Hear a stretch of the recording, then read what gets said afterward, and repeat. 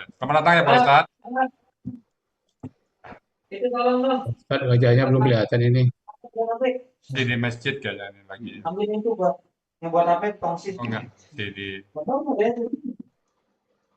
Lagi hujan nggak Pak Marman di Bandung? Di Bandung, di Bogor? Saya di Jakarta, Pak Budi. Oh, di Jakarta. Iya, Oke, Pak Maman, dari Pak Maman langsung ke Pak Ustaz aja. Pak Ustaz, selamat datang ya Pak Ustaz. Semoga berkah Pak Ustaz. Iya, selamat dia. Silakan Pak Maman.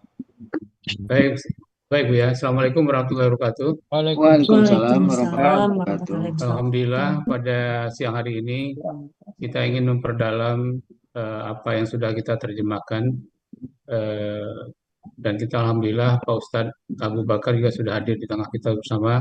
Untuk tidak memperpanjang mukadimah, maka kami persilakan pada Ustadz Abu Bakar untuk eh, memberikan pendalaman eh, surat An-Nazi'at. Ya, Pada apa? Pada Ustadz kami persilakan. baik.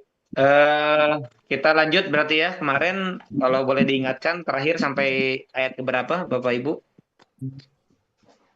5, 15 atau 20 ya? 14, 14 ya? 18, Pak. 18. 14. Oke, 18 ya.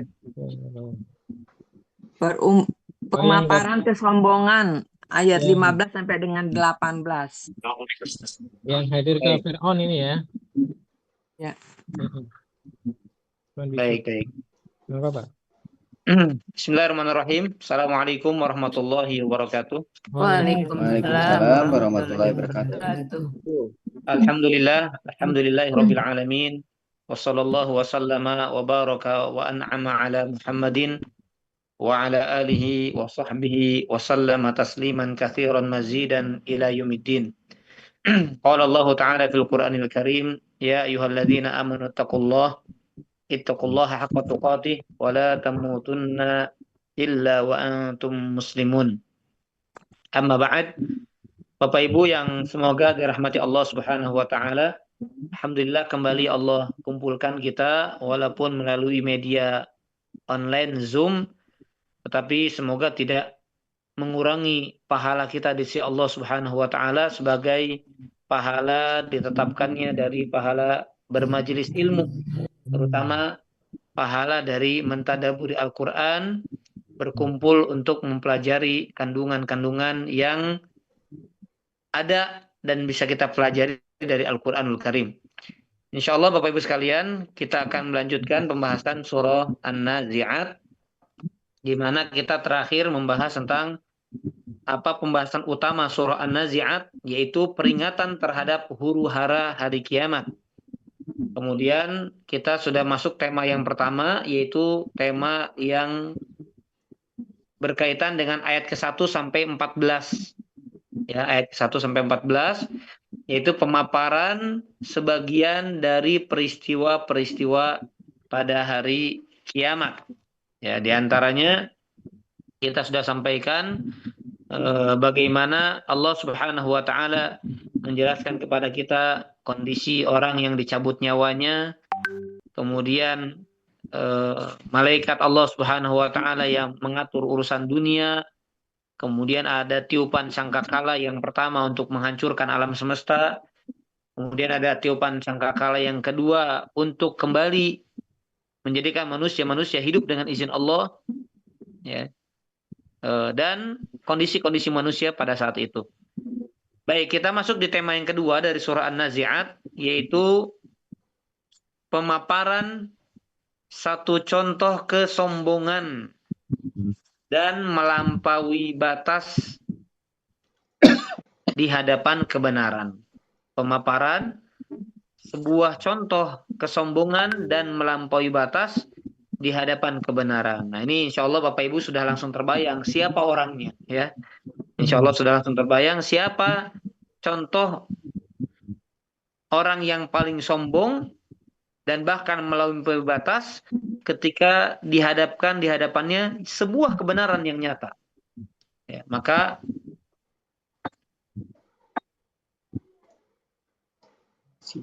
baik, sebentar. Baik, yaitu ini mulai dari ayat 15 sampai ayat ke-26. Dari ayat 15 sampai ayat yang ke-26. Dan ini adalah berkisah tentang Fir'aun yang didakwahi oleh Nabi Musa alaihi salam. Baik, Bapak Ibu sekalian, rahimani wa rahimakumullahu taala. Allah Subhanahu wa taala di dalam Al-Qur'anul Karim memberikan contoh kepada kita melalui kisah-kisah. Maka dari itu, sebagaimana yang dijelaskan oleh para ulama, kita ulang-ulang mungkin Bapak Ibu ya, agar kita tahu apa isi kandungan Al-Qur'anul Karim. Jadi Al-Qur'anul Karim itu tidak lepas dari tiga Bapak Ibu ya. Tidak lepas dari tiga kandungan. Yang pertama kandungannya isinya akidah. Nah, An-Nazi'at juga ini isinya akidah diantaranya. Mengimani apa yang terjadi pada hari kiamat. Kemudian yang kedua kisah-kisah. Nah, di An-Nazi'at juga ada kisah-kisah. Diantaranya kisah Nabi Musa dengan Fir'aun. Dan yang ketiga isinya adalah terkait dengan hukum-hukum. Ya, hukum sholat, menunjukkan akan kewajiban, zakat, utang piutang, silaturahim, berbakti kepada orang tua, dilarang mendekati zina, dilarang memakan harta riba, dilarang minum khamr, dilarang berjudi, dan lain sebagainya. Hukum ya.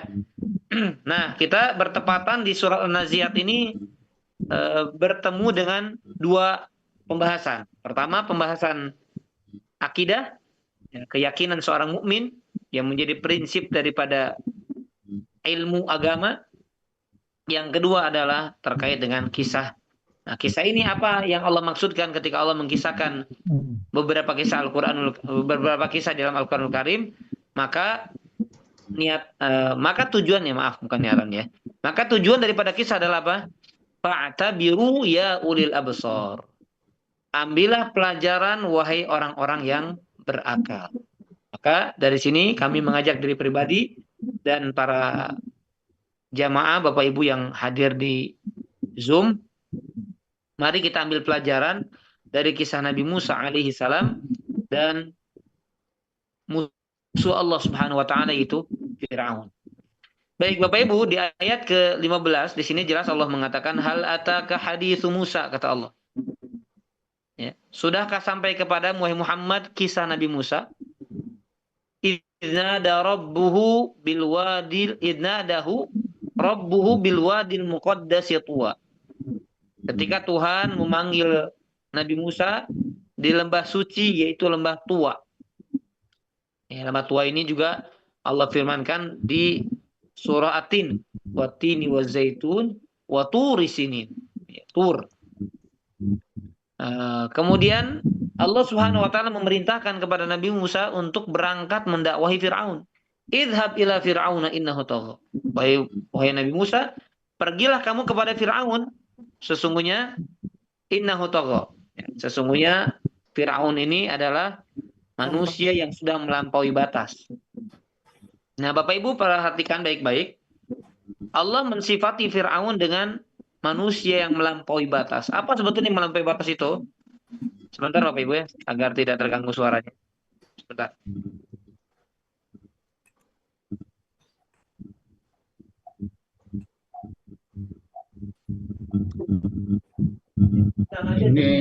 Ini adalah masjidnya Ustaz Abu Bakar, Pak Budi. Ada kajian Ini juga. para santrinya di belakang. Oh, di Bogor atau di Jakarta, Pak? Di BNR di Bogor. Ya. Ya boleh sekali-kali ini jamaah Al-Hasani mampir ke sini ngeliwat. Insya Allah. Silakan Ustaz.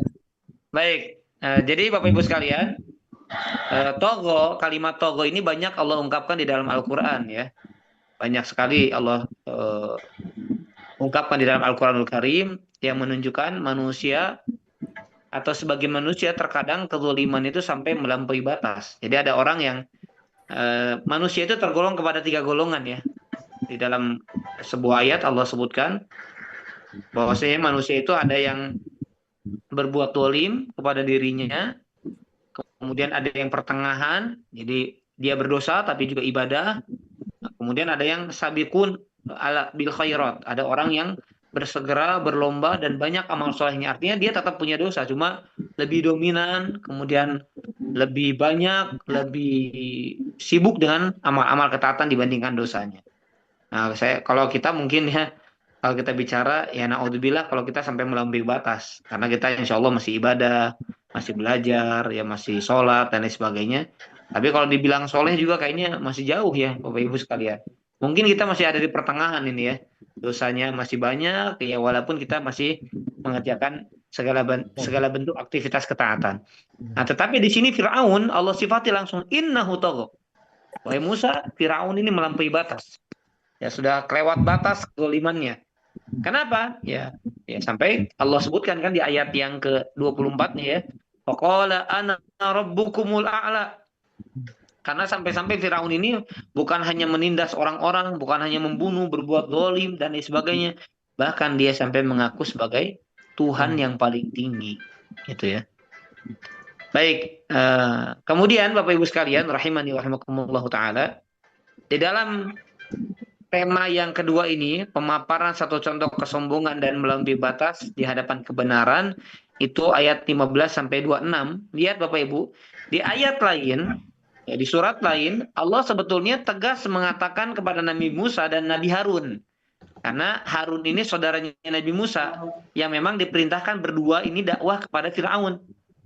Idhaba ila Fir'auna innahu tagha faqula lahu qawlan layyinan la'allahu yatadhakkaru yakhsha.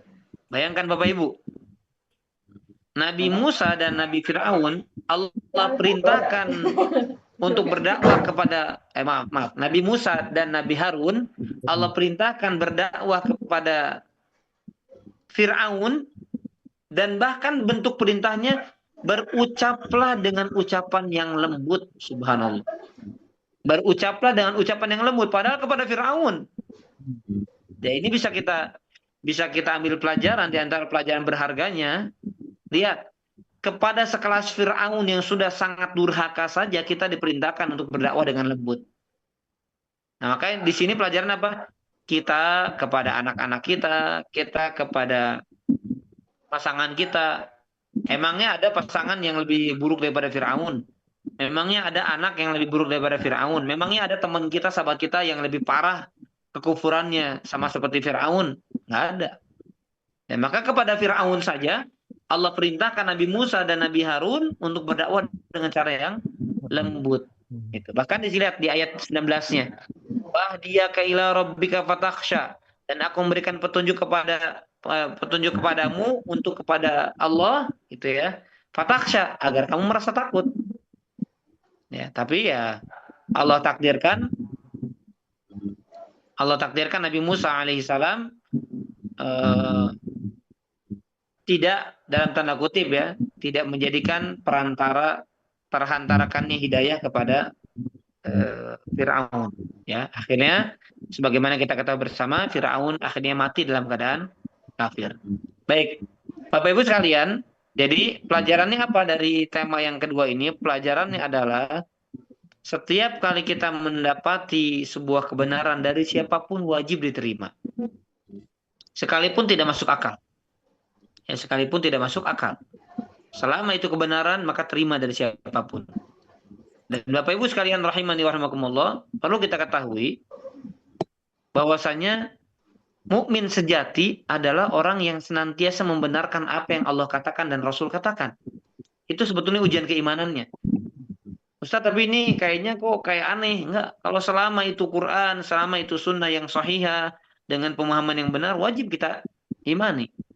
Makanya dulu para sahabat ya, ujiannya bagi orang beriman itu apakah sikapnya sami'na wa ata'na atau sami'na wa asaina. Apakah aku dengar dan aku taati, atau aku dengar tapi aku durhakai, aku lawan, aku tentang. Nah, makanya disebutlah dengan mukmin. Dia mengimani sekalipun sesuatu yang di luar nalarnya. Nah, berbeda dengan orang-orang kufur, mereka justru meneliti dulu, ya. Sami'na wanzurna, kami akan dengar dulu, kami teliti dulu, dan lain sebagainya. Nah, ini pelajarannya. Kemudian juga di antara pelajaran dari tema yang kedua ini, bagaimana lihat sabarnya Nabi Musa alaihissalam ketika mendakwahi Fir'aun. Mendakwahi manusia yang paling durhaka yang pernah Allah ciptakan di atas muka bumi ini. Nggak ada orang yang lebih durhaka daripada Fir'aun. Nah, dan itu didakwahinya oleh Nabi Musa. Kalau nggak butuh kesabaran, ya Nabi Musa nggak akan jalan dengan dakwahnya. Baik, kemudian Bapak Ibu sekalian, rahimani wa rahimakumullah taala, lihat di ayat ke-26-nya, karena di sini kan pemaparannya dari ayat 15 sampai 26. Allah Subhanahu wa taala mengatakan, "Inna fi dzalika la'ibratan liman yakhsha." Ya, kata Allah Subhanahu wa taala, sungguh pada yang demikian itu terdapat pelajaran bagi orang yang takut kepada Allah. Nah, jadi kisah Nabi Musa ini hendaknya dijadikan pelajaran bagi kita, untuk kita. Agar apa? Agar takut kepada Allah. Maksudnya apa? Sekelas Fir'aun dengan berbagai macam bala tentaranya, Allah dengan mudah hancurkan sehancur-hancurnya. Allah jadikan mereka tenggelam di bawah lautan air. Mudah bagi Allah. Nah, lantas pertanyaannya siapa kita? Gitu ya. Nggak punya kekuasaan, nggak punya bala tentara, nggak sekuat Fir'aun, nggak sejaya Fir'aun. Nah, kan jangan kita punya perilaku seperti perilakunya Fir'aun, yaitu durhaka, benar-benar durhaka kepada Allah Subhanahu wa taala. Baik. Tema yang ketiga Bapak Ibu sekalian, di dalam surah An-Nazi'at ini disebutkan, suaranya insya Allah masih jelas Bapak Ibu ya, soalnya hujan besar. Masih, Pak. Masih jelas, Pak. Jelas ya. Tema yang ketiga, penggiringan perhatian kepada ayat-ayat Allah yang ada di dalam alam semesta. Ini masih sama Bapak Ibu, ayat 15 sampai 26. Penggiringan perhatian kepada ayat-ayat Allah yang ada di alam semesta.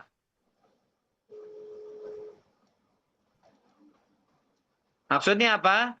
Nah, di antaranya di sini misalnya di ayat yang ke-27. Kata Allah Subhanahu wa taala, "A antum asyaddu khalqan amis sama banaha? Rafa'a samkaha fasawwaha." Maaf, dari ayat 15 sampai 26 ya. Mohon maaf. Di sana dijelaskan oleh di sini ada kesalahan Bapak Ibu, mohon maaf. Allah Subhanahu wa taala ketika mengatakan di ayat yang ke-27, apakah penciptaan kamu yang lebih hebat ataukah langit yang telah dibangunnya? Nah, jadi di sini apa? Ayat-ayat Allah, tanda-tanda kebesaran Allah yang ada di alam semesta.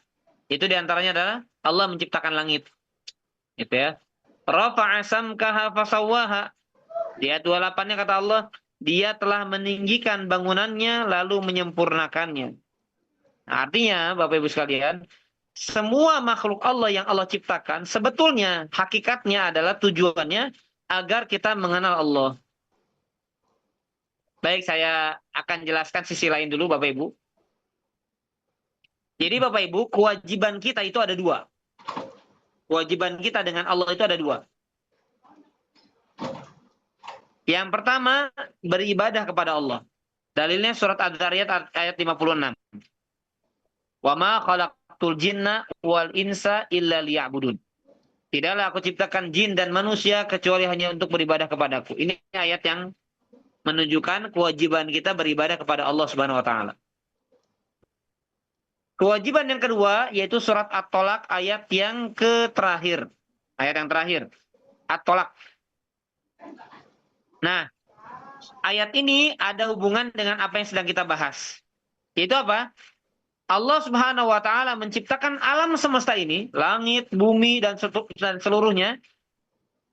Itu ternyata ada tujuannya. Tujuannya agar kita mengenal Allah.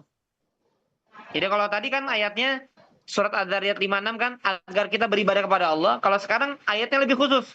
Agar kita mengenal siapa Allah itu. Ya, semoga dipahami Bapak Ibu sekalian ya. Maka dari itu, di antara cara kita mengenal Allah Subhanahu wa taala, di antara cara kita mengenal Allah Subhanahu wa taala adalah dengan kita memperhatikan segala makhluk yang Allah ciptakan di alam semesta. Langit, bumi, lautan, manusia dengan berbagai macam bahasa, manusia dengan berbagai macam warna kulit, manusia dengan berbagai macam bentuk wajah, manusia dengan berbagai macam bentuk fisik, hewan, demikian pula dengan hewan, demikian pula dengan daratan, dan lain sebagainya. Yang mana Allah maksudkan penciptaan seluruh alam semesta ini agar kita mengenal Allah. Di antaranya kita mengenal Allah dengan apa? Dengan alam semesta. Sehingga kita mengetahui Allah itu benar-benar maha kuasa, Allah itu maha besar, Allah itu maha mampu atas segala sesuatu, Allah itu maha indah, dan lain sebagainya. Ya, ini tema yang ketiga. Baik, tema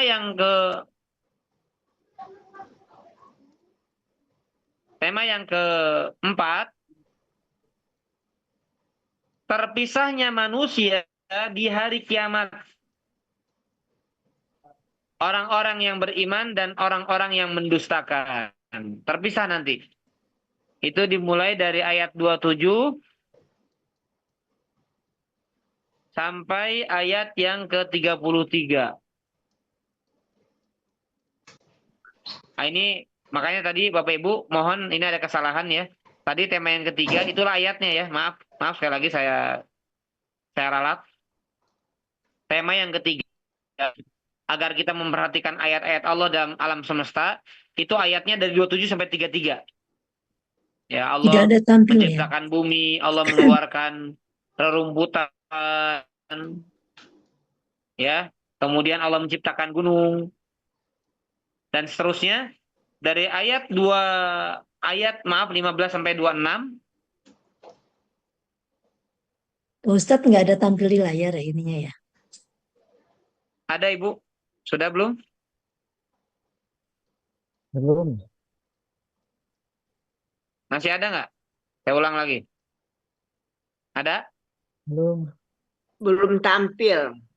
Belum Ustadznya udah tampil tampil, tadi. tapi yang dimaksud mungkin PowerPoint gitu. Mungkin nggak ada ya. Oh, iya. Kalau PDF-nya adanya versi bahasa Arab, Bu, jadi tampilin nanti aja nggak susah bacanya. Iya, iya. Nggak apa-apa, bukan PDF apa aja Pak. Kita nggak kelihatan apa-apa ini. Nah, gimana? Untuk ininya ya, maksudnya untuk PowerPoint ini gitu, Bu ya? Enggak, yang Bapak sebutin itu aja, yang ada Bapak jelasin itu, ada apanya kita bisa lihat gitu. Oh iya, mungkin ke depan Bu ya, karena bentuk PDF-nya adanya versi bahasa Arab, maksudnya agak nanti ada diterjemahkan lagi, butuh waktu gitu Bu. Nanti mungkin saya akan tampilkannya. Kalau sekarang Bapak Ibu, saya bisa aja sebentar. Itu ditulisnya di ini apa Pak Muharman lewat tulisan bagikan bukan ya? Iya. Iya, Iya, share. share. Sebentar ya, saya bisa ini, sebentar.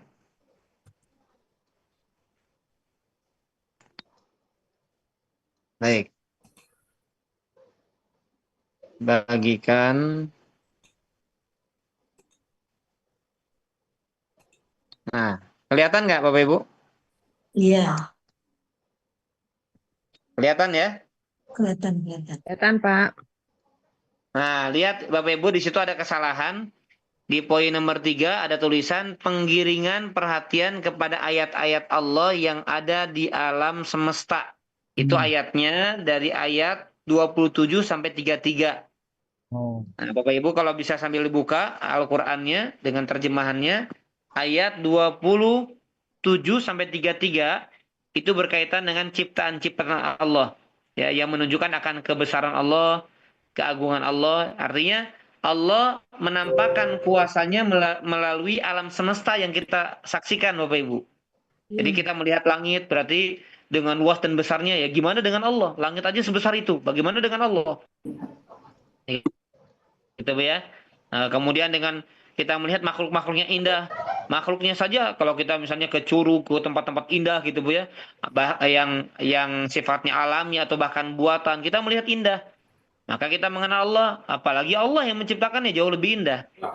Nah itu ya, itu inti daripada agar kita perhatian kepada ayat-ayat Allah yang ada di alam semesta. Begitu Ibu. Kemudian yang keempat, Bapak Ibu sekalian, terpisahnya manusia di hari kiamat. Orang-orang yang beriman dan orang-orang yang mendustakan terpisah nanti. Nah, itu justru dari ayat yang ke-34 sampai ayat ke-41 ya. Dari ayat ke-34 sampai 41. Di mana Allah memisahkan antara siapa orang beriman, siapa yang orang kafir. Orang yang beriman tempatnya di surga, orang-orang yang kufur kepada Allah maka tempatnya di neraka. Jadi nggak akan mungkin disamakan Bapak Ibu balasan Allah itu. Nggak mungkin orang beriman dengan orang yang kufur kepada Allah di satu tempat, nggak mungkin. Yang beriman masuk surga, yang kufur masuk neraka. Ya. Yang keempat itu ayat berapa, Ustaz? Yang keempat, terpisahnya manusia dari ayat 34 sampai ke 41. Berarti tidak sama dengan yang di buku ini ya? Ya itu tadi saya ralat, itu buku ada kesalahan. Buku ada kesalahan. Jadi tadi yang poin nomor 3 itu salah tadi ya.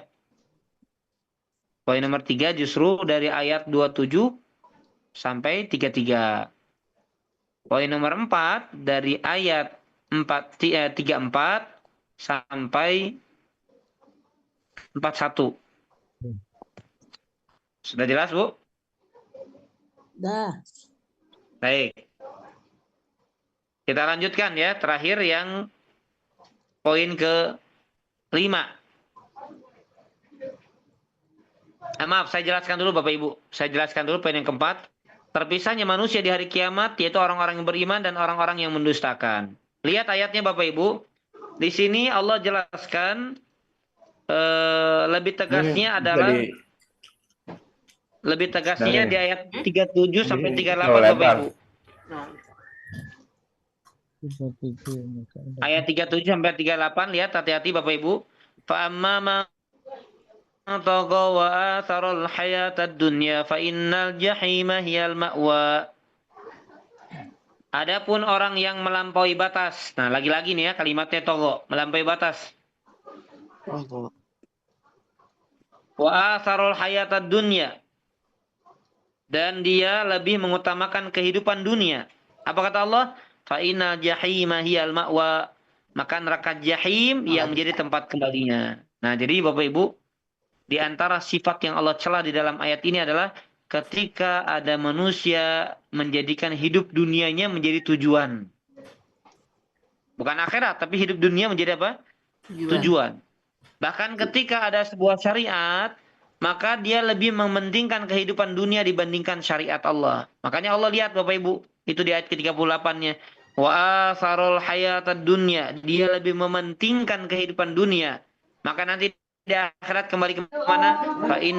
Fa innal jahima hiyal ma'wa. Maka sesungguhnya neraka jahim itulah ada tempat kembali. Nah, sedangkan sebaliknya Bapak Ibu sekalian, bagaimana kondisi orang yang merasa takut dengan Allah, menahan hawa nafsunya dari hal-hal yang dilarang? Maka Allah jelaskan di 41. Wa amma man khafa maqama rabbih wa nahan nafsa 'anil hawa fa innal jannata hiyal ma'wa. Kata Allah Subhanahu wa taala, dan adapun orang-orang yang takut kepada kebesaran Tuhannya dan menahan diri dari keinginan hawa nafsunya, maka sungguh surgalah tempat tinggalnya. Ya, baik, saya balikan lagi. Jadi Bapak Ibu, rahimani wa rahimakumullahu taala, tempat bagi orang-orang yang mendustakan tadi, tempat bagi orang-orang yang dia melampaui batas kezalimannya, maka tempatnya fa innal jahima hiyal ma'wa, tempatnya di jahim. Adapun bagi orang-orang yang tadi, siapa? Orang yang beriman, takut kepada Allah, menahan hawa nafsunya yang tidak sesuai dengan syariat. Karena kalau saya tanyakan Bapak Ibu semuanya punya hawa nafsu. Ya Bapak Ibu. Punya hawa nafsu maksudnya punya keinginan gitu. Nah sekarang pertanyaannya apakah keinginannya bertabrakan dengan syariat atau tidak? Kalau keinginannya bertabrakan dengan syariat maka dia lebih memilih syariat dibandingkan hawa nafsunya. Tapi kalau keinginannya saya ingin sholat, saya ingin zikir ya sesuai dengan syariat, maka itulah yang bagus. Dan orang yang seperti ini ya nanti tempat kembalinya adalah surga Allah Subhanahu wa taala. Begitu ya. Jadi di poin yang keempat, terpisahnya manusia di hari kiamat yaitu antara orang-orang beriman tempatnya di surga dan orang-orang yang kafir, orang-orang yang mendustakan, yang kufur kepada Allah, maka tempatnya di neraka Allah Subhanahu wa taala. Dan hati-hati tadi ya dengan sifat apa? Sifat lebih mementingkan kehidupan dunia dibandingkan akhirat.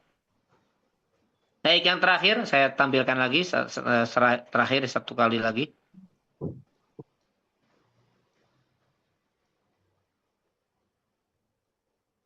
Nah, yang terakhir, tema yang terakhir adalah hanya Allah lah yang mengetahui kapan terjadinya hari kiamat. Itu ayat 42 sampai 46. Saya bacakan ya. Ayat 42 sampai 46 kata Allah Subhanahu wa taala, "Yas'alunaka 'anis sa'ati ayyana mursaha fima anta min dzikraha ila rabbika muntahaha innama anta munziru man yakhshaha كأنهم يوم يرونها لم يلبثوا إلا عشية أو ضحاها.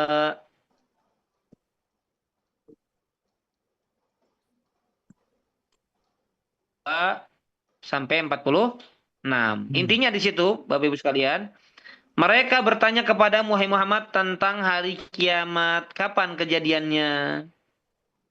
Kapan terjadi hari kiamat? Maka kemudian apa kata Allah? Fima anta min dzikroha. Untuk apa engkau perlu menyebutkannya waktunya? Kemudian ke-44 kepada Tuhan mula dikembalikan kesudahannya atau ketentuan waktunya. Dan dari sini Bapak Ibu sekalian bisa kita simpulkan tidak ada manusia yang secara pasti tahu kapan terjadinya hari kiamat. Ini harus jadi keyakinan kita Bapak Ibu. Nggak ada manusia bahkan sekalipun Nabi kita Muhammad SAW tidak ada yang tahu kapan terjadi hari kiamat. Adapun tanda-tanda yang disebutkan ya ada. Misalnya kata Nabi tidak akan terjadi kiamat kecuali di hari Jumat. Tidak akan terjadi kiamat kecuali orang-orang beriman semuanya dibuat wafat dulu. Tinggal tersisa orang-orang yang paling kufur kepada Allah. Itu tanda tapi hari apa, tanggal berapa, tahun berapa, nggak ada yang tahu. Jadi maaf, kalau ada orang ceramah, kemudian menyebutkan tentang tanda-tanda hari kiamat, kemudian pada akhirnya kiamat ini sekitar 2 tahun lagi, itu maka bisa dipastikan bohong. Kiamat 10 tahun lagi, bohong. Nggak ada yang tahu, kecuali siapa? Allah. Kecuali Allah Subhanahu wa Ta'ala. Ya, jadi hanya Allah yang mengetahui kapan terjadinya hari kiamat. Baik, itu tema-tema surah An-Nazi'at. Kita masuk di pembahasan faidah-faidahnya Bapak Ibu. Nah ini terakhir ya. Insya Allah 2 pertemuan cukup. Nanti kita bisa berpindah ke surat yang lainnya. Faidah surat An-Nazi'at.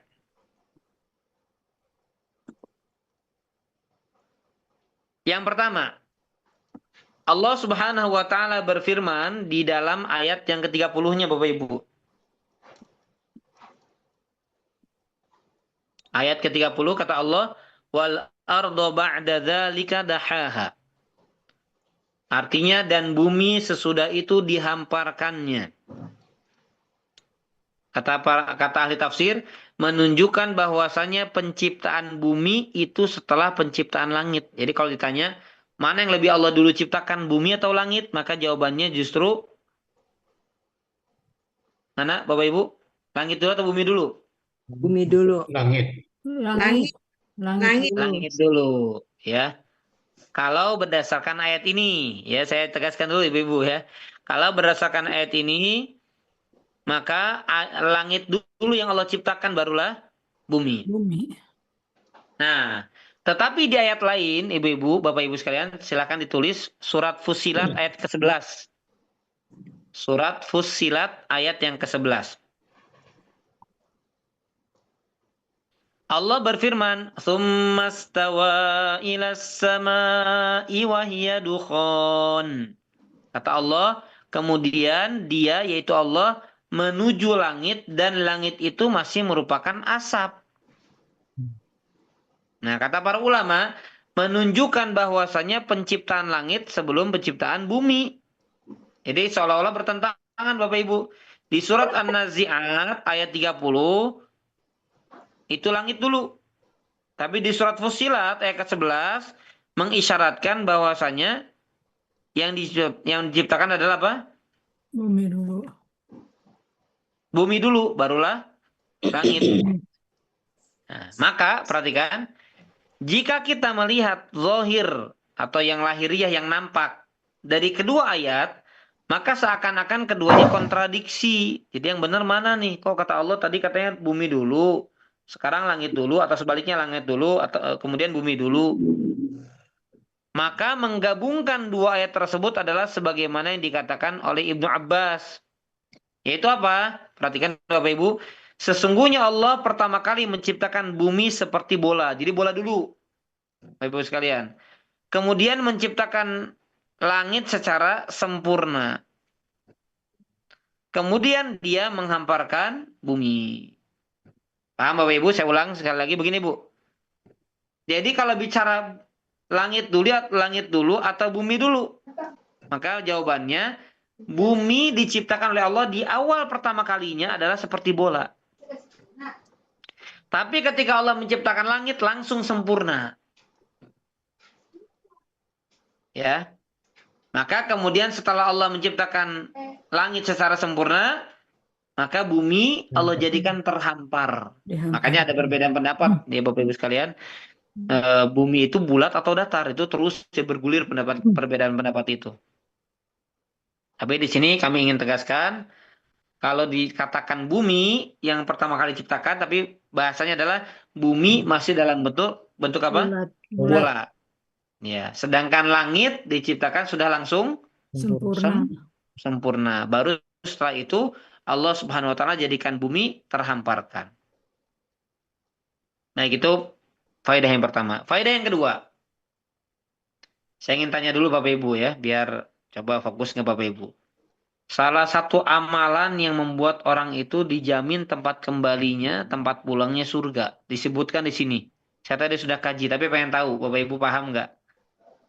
Salah satu amalan hati yang menyebabkan orang itu dijamin tempat kembalinya adalah surga. Apa Bapak Ibu? Hawa nafsu. Takut kepada Allah dan menahan hawa Nah, nafsu. Masya Allah. Ada dua ya. Merasa takut kepada Allah dan melawan hawa nafsu. Jadi Bapak Ibu, jalan menuju surga di antara amalan yang paling hebat untuk jalan menuju surga, apa yang Allah sebutkan di ayat ini? Yaitu apa? Takut, punya rasa takut kepada Allah dan melawan hawa nafsu. Ini Bapak Ibu sekalian, ini di antara sumber ketaatan. Dan ini di antara sumber kebaikan. Orang itu bisa baik kalau dia punya rasa takut kepada Allah. Orang itu bisa baik kalau dia mampu melawan hawa nafsunya sendiri. Dan itu sumbernya Bapak Ibu. Ya. Sumbernya. Kalau orang bisa menjalankan ini, maka insya Allah pintu-pintu kebaikan mudah untuk dimasuki dan diamalkan olehnya.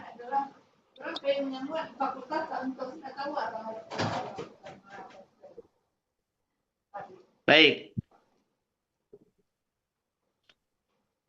Yang ketiga, segala sesuatu yang diagungkan oleh orang kafir di dunia akan terlihat hina dan kecil olehnya di hari kiamat. Segala sesuatu yang diagungkan oleh orang kafir di dunia akan terlihat hina dan kecil oleh Allah di hari kiamat. Paham maksudnya? Bapak Ibu pernah mungkin kagum ya orang dengan mudahnya beli Ferrari, orang dengan mudahnya beli Lamborghini, ada yang 15 juta, ada yang 15 M, ada yang 20 M dengan mudahnya mereka. Akhirnya kita apa?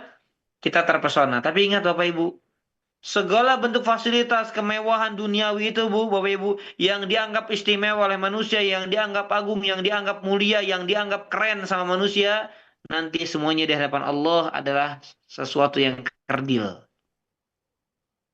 Sesuatu yang hina. Terutama kalau tidak digunakan dalam ketaatan.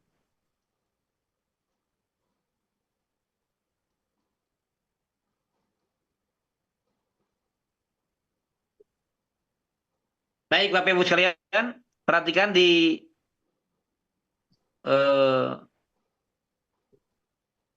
kalimat berikutnya. Surat ini secara umum berbicara tentang rasa takut kepada Allah, dan hal ini menunjukkan bahwasanya perasaan tersebut adalah perkara yang sangat agung. Nah, ini saya ingin menyampaikan sebuah pernyataan dari Imam Hasan Basri, Bapak Ibu.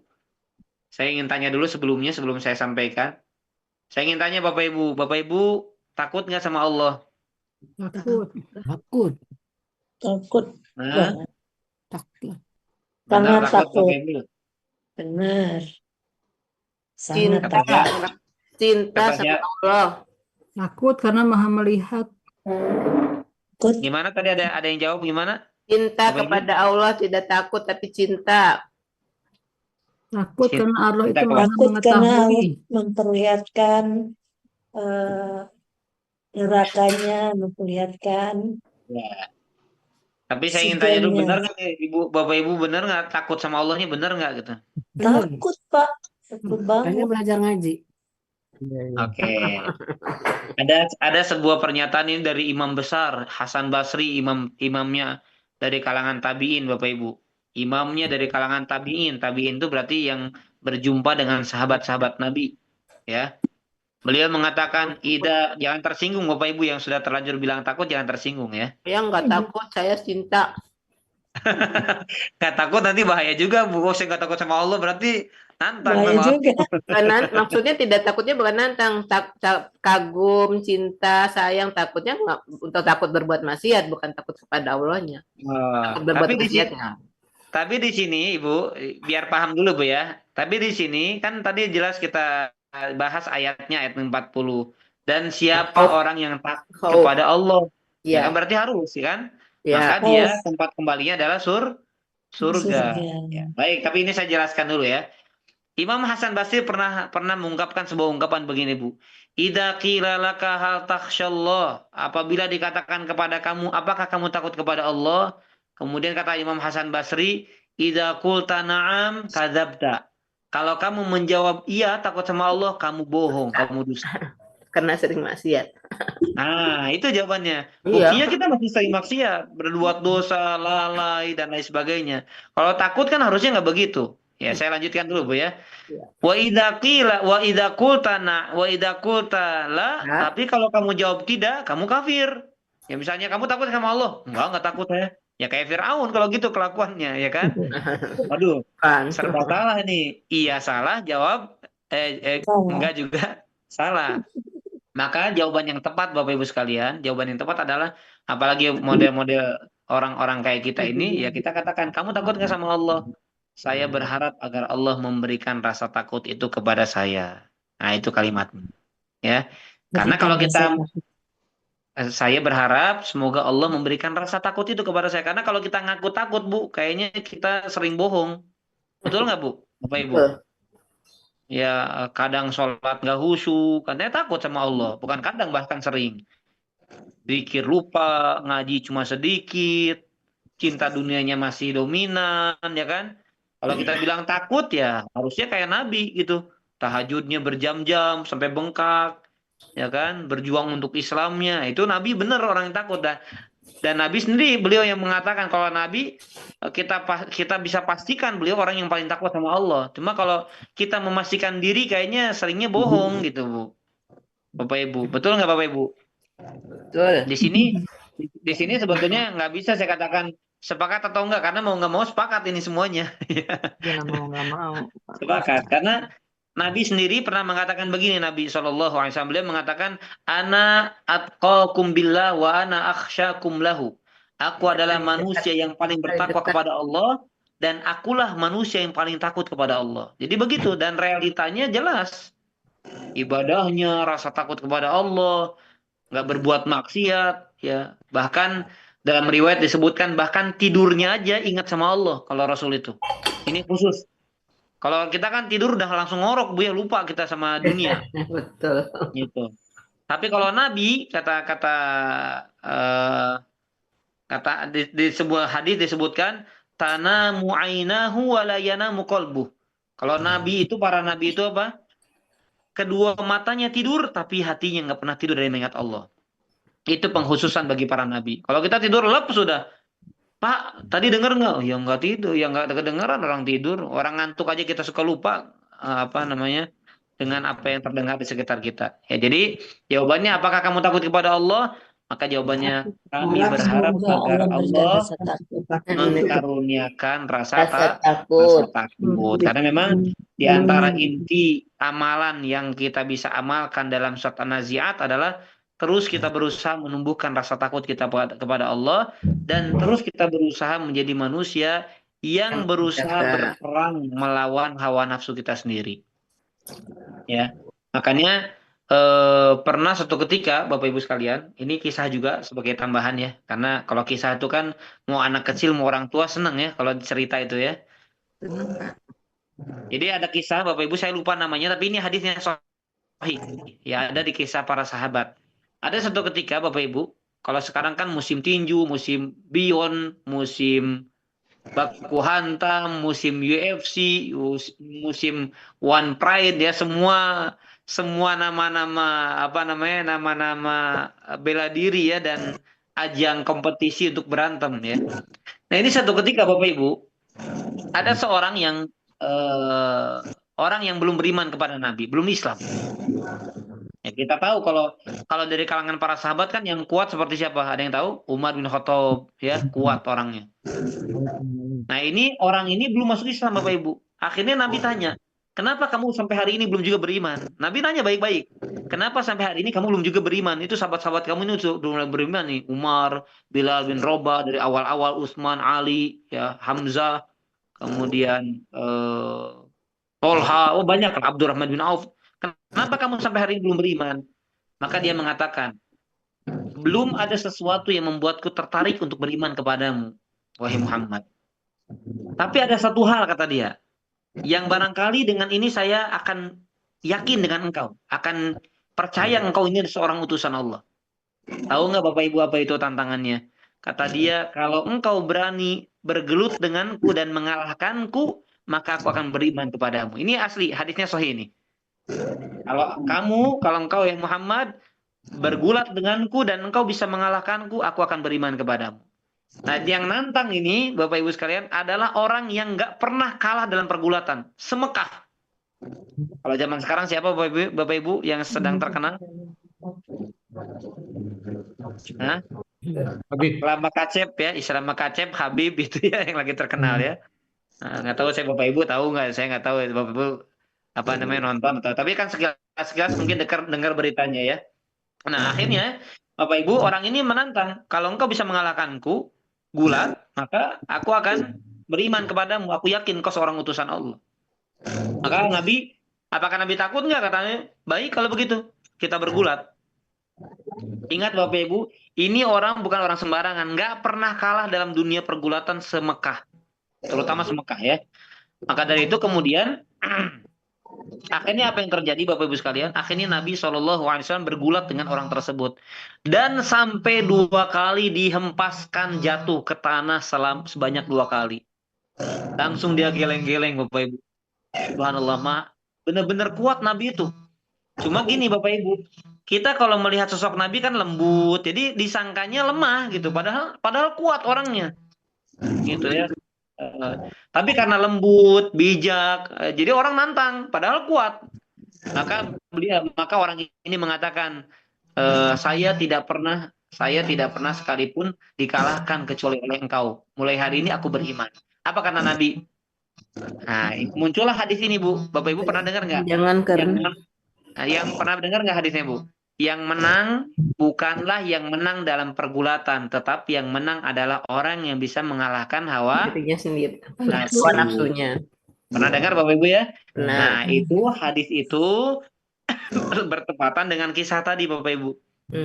Hadis itu bertepatan dengan kisah Nabi ditantang gulat. Kata Nabi, yang menang itu bukan saya bisa mengalahkan Anda dalam pergulatan, tapi hakikat orang yang menang adalah kalau dia bisa mengalahkan hawa nafsu sendiri. Sekarang Bapak Ibu coba kita tanyakan diri masing-masing.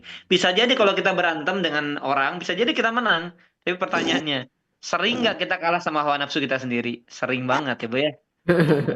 sering Di sama antaranya apa? hawa nafsu. Mengalahkan kantuk gitu. Kita lagi ngantuk tapi tetap tahajud. Nah, itu susah itu ya. Nah, dan lain-lain lah. Intinya mengalahkan hawa nafsu ini di antara amalan yang sangat besar. Jadi dua amalan besar di sini ya. Khafa maqama rabbih wa nahan nafsa. Berusaha kita meningkatkan rasa takut kita kepada Allah dan berusaha kita menjadi orang yang melawan hawa nafsu kita. Itu dua amalan yang hendaknya kita upayakan. Nabi juga SAW mengatakan, Bapak Ibu ini sebagai tambahan hadisnya, sebagai pengetahuan kita, beliau mengatakan ya, beliau SAW mengatakan kalimatnya, al-mujahid man jahada nafsahu fi taatillah. Orang mujahid sejati itu, Bu, pejuang sejati itu Bapak Ibu, adalah orang yang memperjuangkan nafsunya untuk terus taat kepada Allah. Nah, coba Bapak Ibu, gimana caranya mengarahkan jiwa kita ini taat sama Allah? Itu pejuang yang sejati. Bukan orang yang terjun perang, bukan orang yang banyak komentar, bukan banyak bicara, bukan. Gimana caranya kita memperjuangkan hawa nafsu kita, jiwa kita ini terarah kepada ketaatan. Nah, itu yang susah kan, kita kan seringnya pengen nonton, scroll nggak jelas, pengen main ke sana, main ke sini. Nah, tapi gimana caranya kita terus di atas ketaatan? Itulah pejuang sejati, kata Nabi Shallallahu Alaihi Wasallam. Baik, yang terakhir Bapak Ibu, faidah yang terakhir, Allah Subhanahu Wa Taala berfirman di ayat 18 sama 19, saya bacakan dulu artinya ya. Yang artinya, dan katakanlah kepada Fir'aun, adakah keinginan bagimu untuk membersihkan diri dari kesesatan, dan kamu akan kupimpin ke jalan Tuhanmu, agar supaya kamu takut kepadanya. Kalimat dalam ayat tersebut mengandung kelembutan yang ditujukan kepada togut terbesar, kepada pembangkang besar ya, pada saat itu. Maka sudah sepantasnya setiap da'i, setiap orang yang mengajak kebaikan, untuk senantiasa menggunakan metode tersebut. Paham Bapak Ibu? Jadi tadi saya sudah singgung ya. Nabi Musa kepada Fir'aun saja, Fir'aun orang yang paling durhaka, Allah perintahkan dakwah dengan cara yang baik. Apalagi kepada selain Fir'aun. Ini penting ya. Penting ya, ibu-ibu yang mengingatkan suaminya, kan nggak ada ibu-ibu suaminya kayak Firaun nggak, kan nggak gitu ya. Nah, kita sebagai suami juga kan, istri kita kelakuannya nggak separah Firaun, maka jangan seolah-olah seperti Firaun gitu ya. Wallahu a'lam bishawab. Baik, kita sudah selesai tema pembahasan dari dalam surat An-Nazi'at. Insya Allah nanti kita lanjutkan di pembahasan surat yang berikutnya. Wallahu a'lam bishawab. Baik, kami silakan. Alhamdulillah. Terima kasih banyak kepada Ustaz Abu Bakar yang sudah menyampaikan tadabbur Al-Quran pada siang hari atau sore hari ini. Ada 3 hal yang saya catat ya, terutama untuk diri saya Nggak sendiri. kedengeran kamu ngomong apa. Hah? Tidak kedengaran? Dengeran. Bupi di mute dulu. Ya. Ada 3 poin. Ada 3 poin yang saya catat, terutama buat diri saya sendiri. Satu adalah berlemah lembut. Yang kedua takut pada Allah, tapi masih suka gibah. Dan yang ketiga melawan hawa nafsu. Nah, ini 3 hal yang terutama pada diri saya sendiri yang sangat perlu untuk ditingkatkan. Dan kita saat ini sampai jam 14.53 masih ada 7 menit, sekitar 7 menit untuk kita lebih memperdalam surat An-Nazi'at ini. Kami persilakan pada teman-teman yang ingin memperdalam atau bertanya pada Ustaz.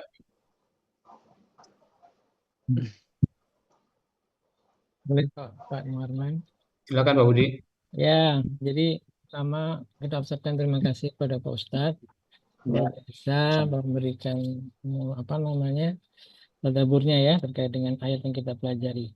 Ada yang satu yang mungkin sebetulnya kita semua tahu, tapi sepertinya juga sulit untuk menghindar gitu ya. Yang tadi jalan menuju Allah, yang poin kedua tadi ya Pak Ustadz ya. Faedah yang kedua tadi kan jalan menuju Allah adalah takut kepada Allah dan menahan hawa nafsu gitu. Nah ini sepertinya ini kaitannya bukan dengan kita orang biasa ya, tapi misalnya seperti pejabat-pejabat kita itu kan padahal sudah disumpah pakai Al-Quran gitu Pak Ustadz. Al-Qurannya di atas kepalanya itu. Ya. Kenyataannya apa karena dia kurang iman, apa karena dia padahal Islam juga Pak Ustadz. Sudah Islam, sudah pejabat, kemudian disumpah dengan nama Allah, tapi aplikasinya dalam menjalankan tugas kok sepertinya tidak bisa. Tidak berlawanan gitu ya, maksudnya menahan hawa nafsunya belum dapat ini. Jadi mungkin untuk kita yang di bawah ini, maksudnya yang bukan pejabat, bukan apa kan, kita pun juga sama, pengen seperti yang disampaikan oleh Allah ini, bahwa kita harus berusaha takut dan menahan diri. Kira-kira kiatnya seperti apa tuh Pak Ustadz? Terima kasih. Baik. Makanya saya tambahkan sedikit ya. Artinya gini, memang seorang itu kurang dalam beribadah dan banyak maksiat itu kuncinya satu, karena kurangnya rasa takut sama Allah. Karena kalau besar rasa takut kepada Allah ya itulah sikap Nabi SAW. Beliau mengatakan tadi, aku adalah orang yang paling bertakwa dan tapi aku adalah yang paling takut sama Allah. Makanya apa? Ketika punya rasa takut ini kepada Allah Subhanahu Wa Taala, dia takut berbuat maksiat. Dia takut juga ada perintah yang dia tidak kerjakan. Karena kalau kan sifat syariat itu cuma dua, perintah dan larangan. Perintah untuk dijalankan, larangan untuk ditinggalkan. Nah, perintah ini bisa dijalankan kalau kita punya rasa takut sama Allah. Kenapa? Kalau saya perintahkan kamu nggak taat, ya dosa. Makanya dia takut sama Allah, akhirnya kita jalankan. Sekarang kenapa kita sholat? Ya takut kalau kita nggak sholat, kufur. Takut kalau kita nggak sholat, ya kita diazab sama Allah. Kan begitu. Rasa takut berarti kan, kembali lagi kepada rasa takut. Ini kita sebetulnya bicaranya nanti sebagaimana yang tadi ada Ibu singgung, rasa cinta, rasa harap itu pembahasan lain. Tapi kita sedang fokus dulu karena bertepatan dengan tema takut dulu ya. Jadi nggak melebar kemana-mana dulu gitu. Nah, sama dengan maksiat. Kenapa kita sering terjatuh kepada kelalaian? Baik kita orang yang dibawa, baik pada pejabat, disumpah, segala macam. Yaitu, jawabannya adalah karena kurangnya rasa takut sama Allah. Makanya sampai-sampai ada seorang pejabat ditanya, kalau di Cina, para koruptor takut apa? Takut dipenggal. Takut dihukum mati. Di Amerika juga sama. Kalau di Indonesia Allah aja nggak ditakutin, gimana hukum? Allah aja nggak pada takut sama Allah. Jadi udah disumpah di atas kepalanya dengan Quran. Ya gimana nggak dilanggar? Allah aja nggak takut. Ya gimana korupsi nggak terjadi di mana-mana? Makanya tadi ya kami mengajak untuk kami pribadi dan Bapak Ibu sekalian. Mari sama-sama kita tumbuhkan rasa takut kepada Allah. Nah, jawabannya, apa yang Bapak tanya, terus kiatnya gimana? Karena susah. Nah, kiat yang pertama, Bapak Ibu, kiat yang pertama, orang itu nggak bisa menumbuhkan rasa takut kepada Allah kecuali dengan ilmu yang benar. Yang disebut dengan ilmu yang bermanfaat. Ini yang paling pertama. Nggak ada, coba baca buku, tanya kepada ulama.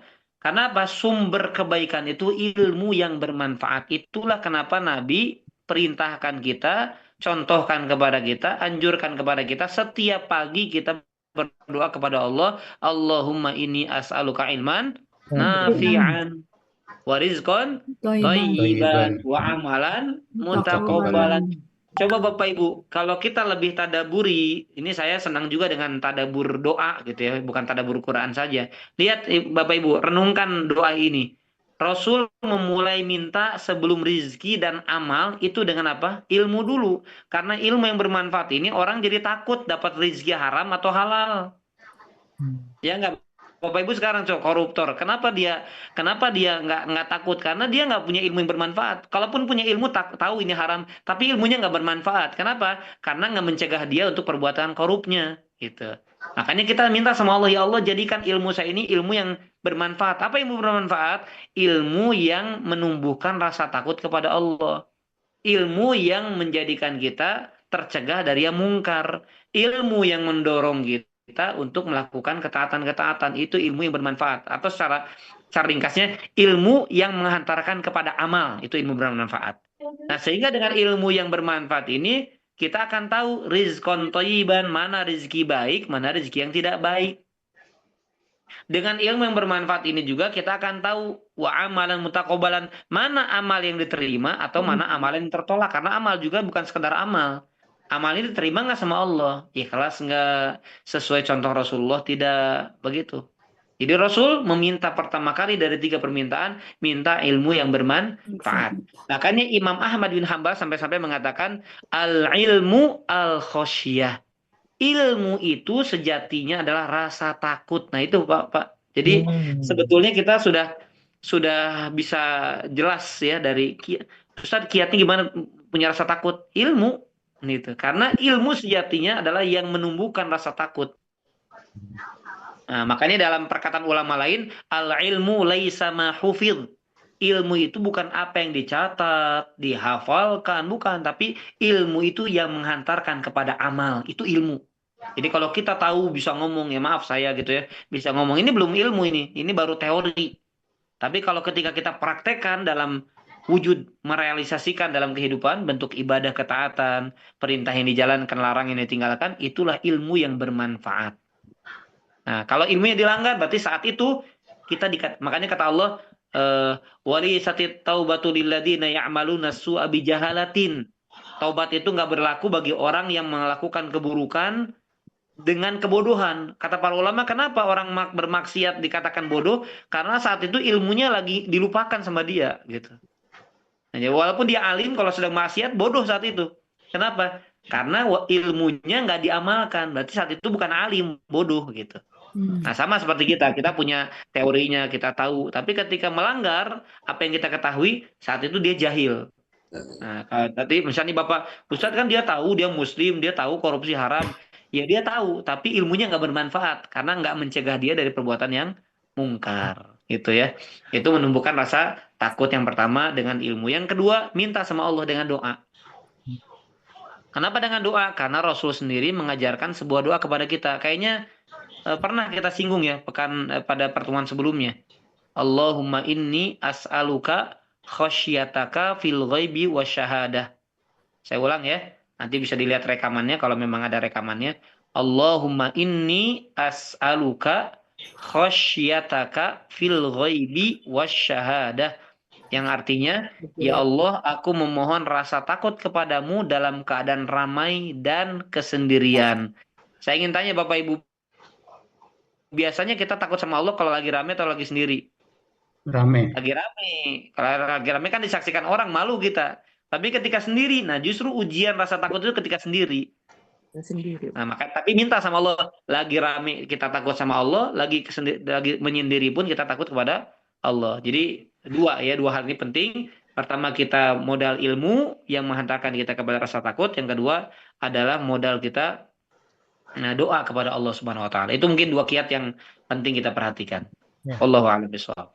Baik, Ustadz, karena ini lupa merekamnya tadi, mungkin kalau Ulang ada lagi Ustaz doanya. doanya tolong di-share gitu, ada Ustadz? Iya, Ulang lagi. baik. Nanti saya share dengan riwayatnya ya. Ya, makasih Ustadz. Baik, mungkin ada lagi daripada sahabat Al-Kais yang ingin bertanya? Silakan. Boleh Pak diulang sekali lagi doanya Pak. Allahumma Nanti di-share aja, Bu. Nanti di-share sama saya. Tuliskan, Bu. Nanti Nanti saya tulis. Ya, nanti. insya Allah saya tulis biar jelas tulisannya ya. Ya. Oke. Saya bertanya Pak Ustadz. Silakan Ibu Alona. Nah, tadi ada saya mencatat kan ada kebenaran.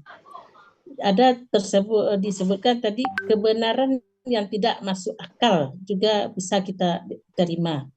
Nah, yang tidak masuk akal ini apa contohnya itu Ustadz? Nah, saya balik tanya ke Ibu ya. Ibu kalau secara akal, Ibu percaya nggak Rasul pernah Isra dalam satu malam ke langit ke-7, Bu? Coba secara akal mungkin nggak, Bu? Oh, secara akal logika tidak. Ya, itu dia ya.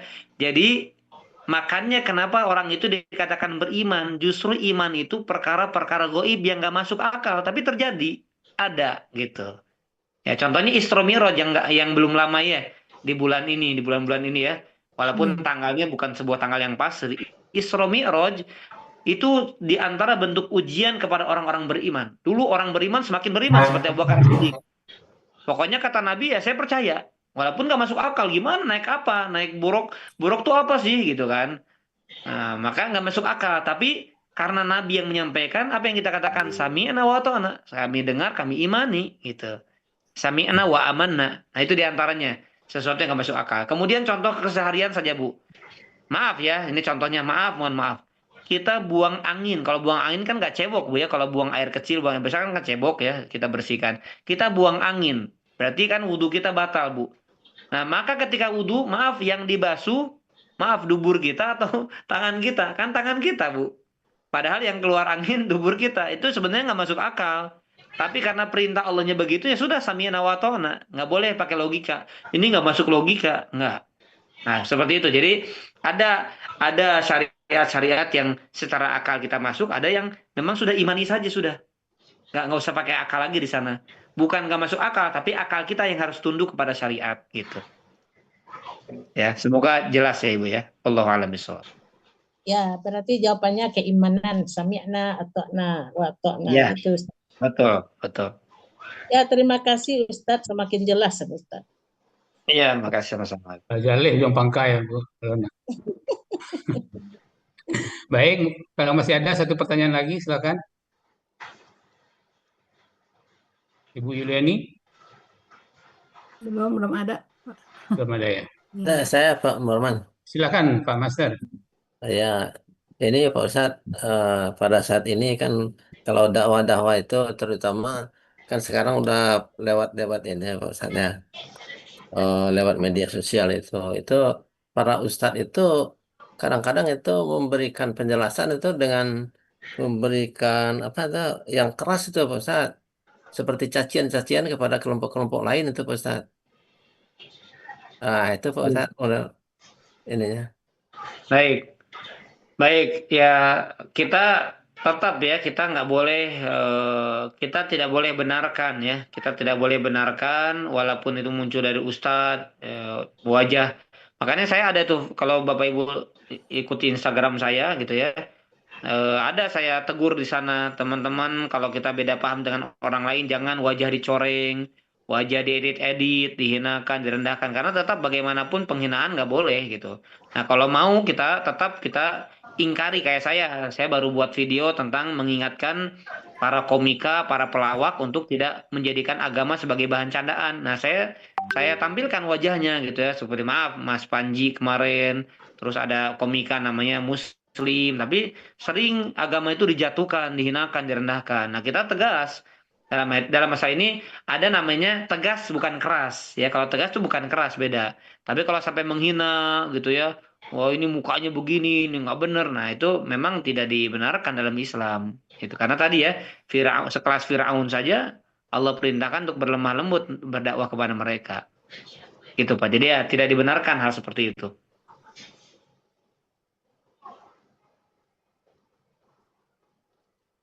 Baik. Baik. Alhamdulillah. Ya, jam sekarang menunjukkan 15, jam 3 lebih 7 menit. Ya, ada tambahan 7 menit ya, sesuai dengan melebihi apa yang kita sepakati. Alhamdulillah kita banyak mendapatkan mendapat pelajaran pada sore hari ini. Semoga ini bermanfaat buat diri kita masing-masing, terutama saya. Yang saya sangat tersentuh sekali, seperti yang saya catat juga, berlemah lembut, takut pada Allah dan melawan hawa nafsu. Nah, mudah-mudahan ini menjadi pelajaran hebat bagi saya pribadi dan bagi kita semuanya. Terima kasih banyak Pak Ustadz. Ya, semoga bulan depan kita bertemu kembali Amin. untuk ayat selanjutnya Ustadz. Gitu. Nanti saya ada ininya Ustadz, ada soft copy dari buku ini, boleh saya share ya Ustadz ya?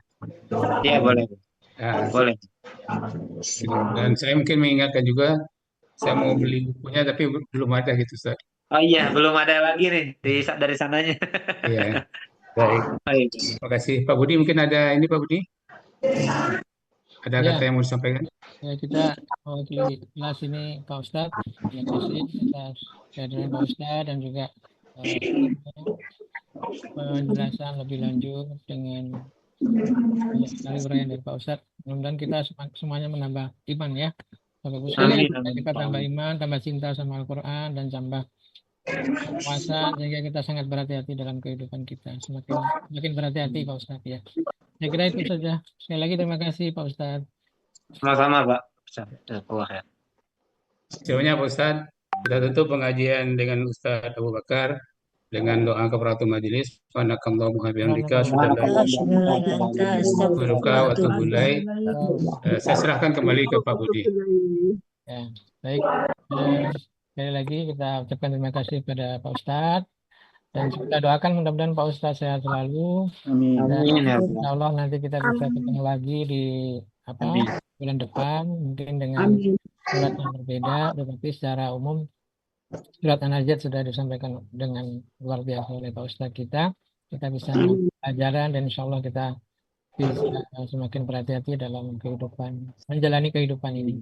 Kami semuanya sudah di atas 50 Pak Ustadz, di atas 60, jadi sudah istilahnya tinggal menunggu giliran. Jadi kita sekali lagi dengan tambahan ilmu dari Pak Ustadz ini kita semakin berhati-hati, semakin kita menggunakan waktu dengan sebaik-baiknya, yang seperti Pak Ustadz Ria selalu sampaikan, apapun yang kita kerjakan kalau bisa yang baik yang bisa menimbulkan atau membuahkan pahala gitu Pak Ustadz.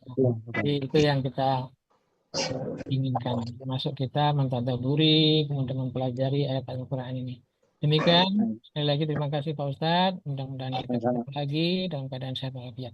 Terima kasih. Kita tutup semuanya dengan banyak. Itu ditutup sama Pak Pemahaman. Jadi kita akhiri saja bikin kita ini dengan baca hamdalah dan Alhamdulillahirrahmanirrahim.